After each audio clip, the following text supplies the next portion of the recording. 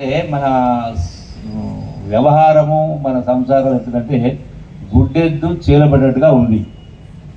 అంటే ఆరోగ్యాల పేరు మీద లక్షల రూపాయలు హాస్పిటల్ పాలవుతూ ఉన్నాయి, ఆస్తులు అమ్ముతూ ఉన్నారు. కన్నబిడ్డలో ఉన్న సంఘటనలు ఉన్నాయి. చదువుల పేరు మీద లక్షలు ఖర్చు పెడుతున్నారు, అప్పులు చేస్తూ ఉన్నారు. ఫంక్షన్ల పేరు మీద లక్షలు ఖర్చు పెడతా ఉన్నారు. అందుకే ఒకసారి ఏ పని చేసే ముందు నిర్ణయం తీసుకుని ఒకసారి మనల్ని మనం ప్రశ్నించుకోవాలి. ఇది అవసరమా, ఏంది, ఎందుకని. అప్పుడే మన నిర్ణయం అనేది కరెక్ట్ ఉంటుంది.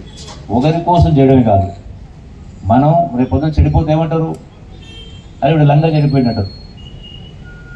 మన దగ్గర తిన్నోళ్ళు తాగినోళ్ళు మన అప్పులు కడతారా కదా, చాలా అభిప్రాయం చేస్తారు. అదే అందుకనే ఈ లైబ్రరీ పాత ఎందుకంటామంటే ప్రతి ఒక్కరం కూడా ప్రతి ఇంట్లో కూడా ఒక లైబ్రరీ ఉండాలి.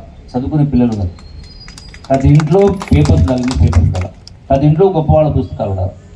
ఇటువంటి లైబ్రరీలో కూడా పూర్తిగా ఉన్నటువంటి కెపాసిటీ సరిపోకుండా ఉండాలి. సీట్లు ఖాళీ ఉండకూడదు.